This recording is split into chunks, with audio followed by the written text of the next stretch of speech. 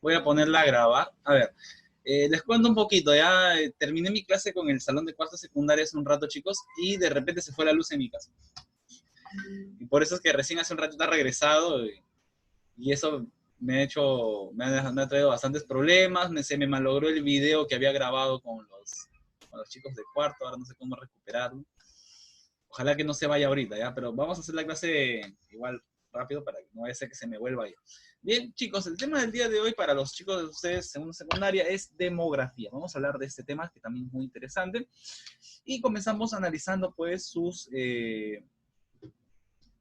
significado. Bien, demografía viene de la palabra demos, que significa pueblo, y grafía, que significa trazo o descripción.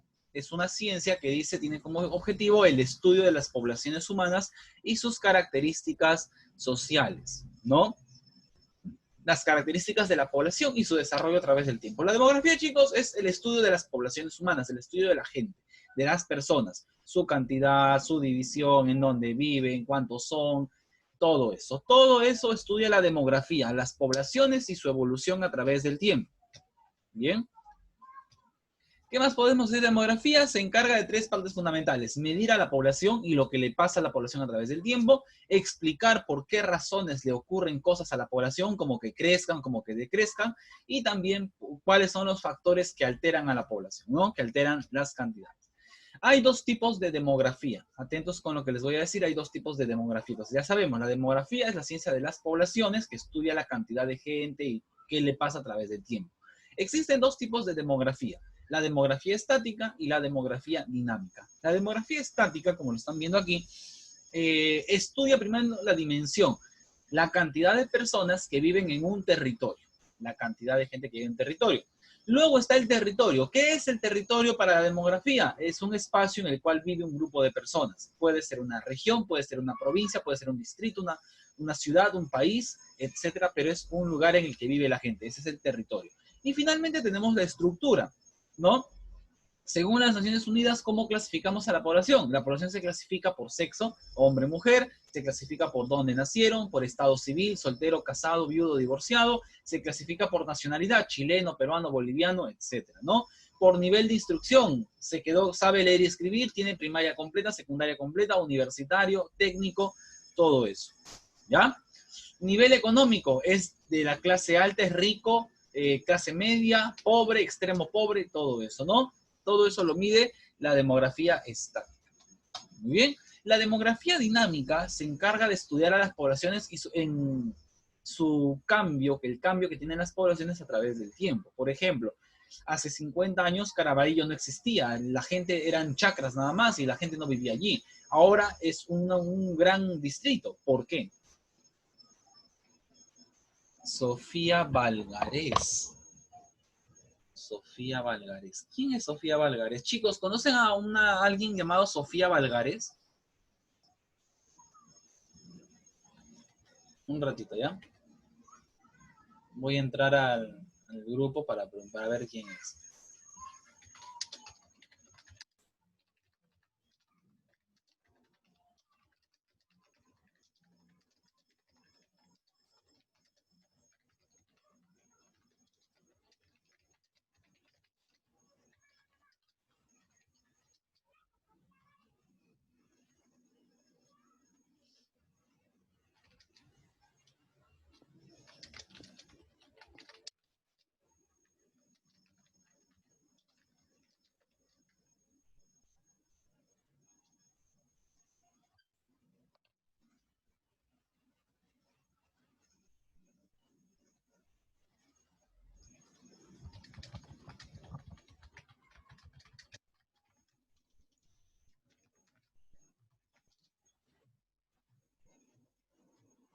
Bien, bueno.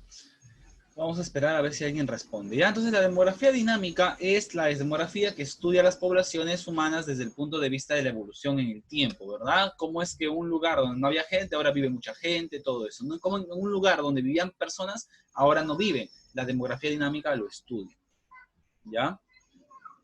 Milagros Paredes. Bueno, Milagros sí la conozco, pero Sofía Valgarés, ¿quién será?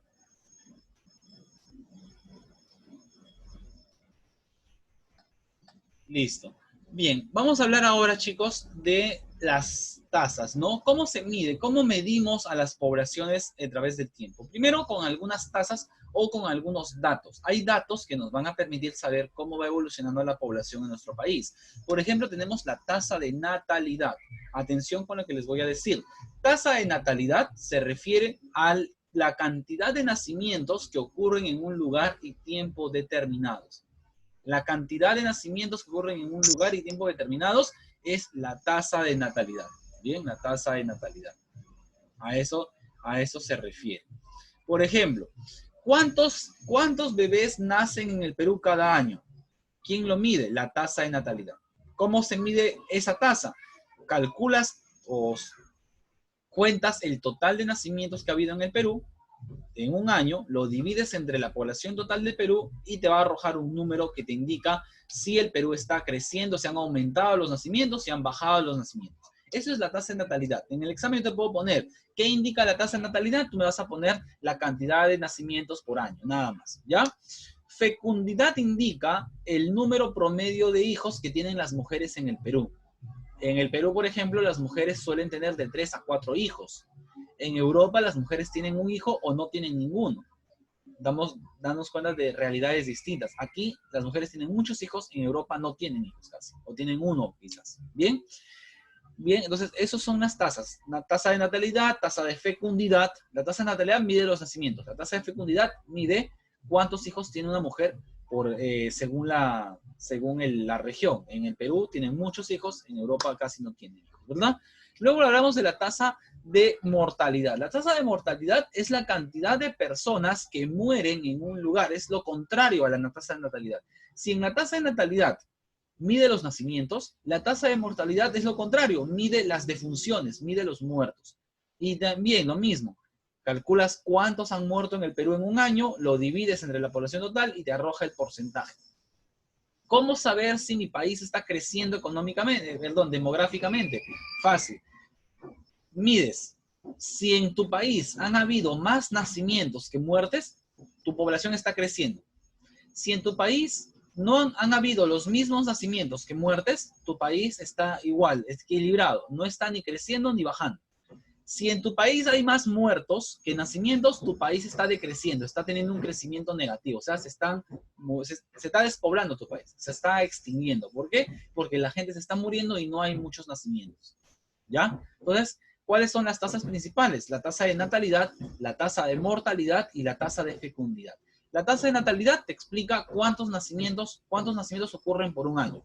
La tasa de mortalidad te explica cuántas defunciones, cuántos muertos hay por un año. Y la tasa de fecundidad, cuántos hijos suele tener una mujer en tu país. Eso explican las tasas. Bien. Luego hablamos también de la migración. ¿Qué es la migración? La migración, como dice aquí en la pantalla, se denomina migración a todo desplazamiento de la población desde su lugar de origen a otro lugar. Por ejemplo, tus padres nacieron en Arequipa, pero ahora están viviendo en Lima. Ellos dejaron su lugar de origen, dejaron su ciudad y se vinieron a otra ciudad. Cambiaron su estilo de vida y todo eso. ¿Ya? Entonces, eso es la migración. Por ejemplo, el caso de los venezolanos. Los venezolanos han dejado su país, Venezuela, y se han venido al Perú. Se han venido al Perú. Han tenido que adaptarse a la vida de aquí, han tenido que acostumbrarse a nuestra moneda, a nuestra forma de hablar, a todo ese tipo. Eso es la migración. Una persona que sale de su lugar de origen y se va a otro lugar. ¿Bien? Cuando hablamos de migración, tenemos que hablar de dos términos. Emigración e inmigración. Emigración se dice a las personas que dejan la región de origen, dejaron su lugar de origen y se fueron a otro lugar. Son emigrantes. El emigrante es la persona que se sale de su lugar de origen y se va a vivir a otro lugar. Eso es el emigrante. ¿Qué es el inmigrante? Es la persona que llega a un país extraño, a un lugar donde no es. Para nosotros los peruanos, los venezolanos son inmigrantes. Son inmigrantes porque ellos están llegando a nuestro país. Ellos no son de nuestro país, son inmigrantes. Para los venezolanos que se han quedado en Venezuela, los venezolanos que se van son emigrantes, están dejando su país, están emigrando a otro lugar. ¿Ya? Entonces, eso es la migración. Bien. Y por último, hablamos de la esperanza de vida y la longevidad. La longevidad es la duración de vida de una persona. ¿Hasta cuántos años puede vivir una persona? A eso se le llama esperanza de vida. La esperanza de vida es el promedio. ¿Cuántos años puede llegar a alcanzar una persona? En el Perú, el promedio de años es de 80 a 85 años. Puede ser que vivan más años, hay gente que vive hasta los 90, 95, pero son casos raros. Normalmente en el Perú la esperanza de vida es hasta los 85 años. Pero hay otros países donde llega a 90, 95 años, que son países con una alta esperanza de vida, como Japón, como Australia o como Cuba, por ejemplo. Tienen una alta esperanza de vida. ¿Qué factores permiten a un país que tenga mayor esperanza de vida? Primero, la alimentación. ¿Cómo se alimenta su población? En Japón se alimentan muy bien, se alimentan saludablemente, por eso es que viven más, ¿no? Tener un buen sistema de salud, tener muy buenos hospitales, muy buenos médicos, ¿ya? Dependiendo también de cuánto ejercicio hacen, cómo se controlan, todo eso. Entonces, ahí entendemos por qué el Perú tiene baja esperanza de vida, porque nuestro sistema de salud da pena, porque no nos alimentamos bien, porque casi no hacemos ejercicio, todo eso influye en la esperanza de vida. Muy bien. ¿Cuál es la fuente de la demografía? Los censos. Los censos son esas encuestas que hacen casa por casa, con las cuales podemos contabilizar a la población y hacer nuestros gráficos, ¿no? Cuántos son hombres, cuántos son mujeres, dónde viven, cuántos viven, todo. Eso lo obtenemos de los censos. Acuérdate que el último censo fue en el 2017 aquí en el Perú, hace 3 años, ¿ya? El censo, el objetivo general del censo es darnos información, ¿no? Demográfica, socioeconómica y cartográfica para que el país pueda hacer sus políticas basadas en estos censos, ¿ya? Darnos muchos datos para que el país pueda planificar sus acciones según lo que obtenemos de los censos, ¿no? Por ejemplo, están las famosas pirámides poblacionales, ¿no? Hombres y mujeres, ¿no? ¿Cuántos hay? ¿Bien? Y listo, chicos, con eso estamos terminando nuestra clase del día de hoy sobre la